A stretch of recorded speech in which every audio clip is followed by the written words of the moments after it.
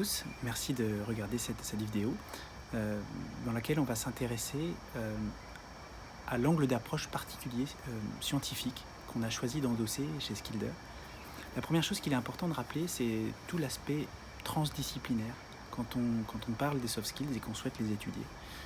Et c'est le premier point, je pense, qui est le plus important, c'est que l'étude des soft skills nécessite une transdisciplinarité qui est extrêmement importante, parce qu'on va s'intéresser à des comportements, on va s'intéresser à de la psychologie, on va s'intéresser à des sciences cognitives, à des technologies aussi, pour venir observer cela dans tout le langage, que ce soit du verbal, du mouvement avec de la vidéo, du son, etc. Et on va aussi s'intéresser à des thématiques d'éthique, de philosophie, pour venir vraiment concrètement préciser et peser l'apport qu'on va faire. Il y a une discipline qui se dégage particulièrement dans cette démarche-là, c'est celle de l'interaction.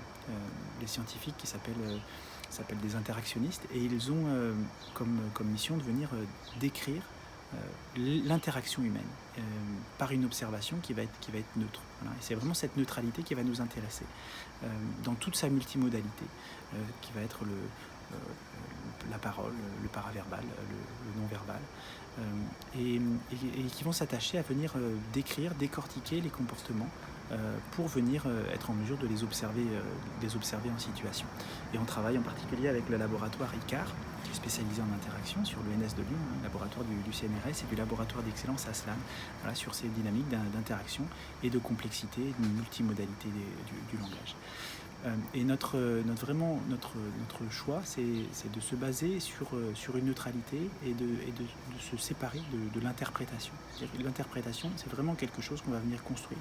Nous, on va venir observer un comportement d'affirmation de soi, de savoir poser des questions, de donner du sens, de prendre un rôle, une posture de pédagogue.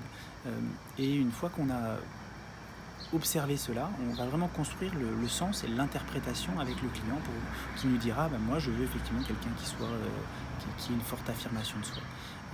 Et il y a un deuxième aspect qui est l'interprétation, c'est que nous on observe ce comportement, mais tout le pourquoi, tout le chemin intérieur qui est à faire avec le collaborateur dans une démarche de coaching, c'est vraiment quelque chose sur lequel on va travailler pour donner aux praticiens RH, aux coachs, les outils pour être en mesure de faire cet accompagnement, de revenir à la cause racine et de poser un chemin de progrès.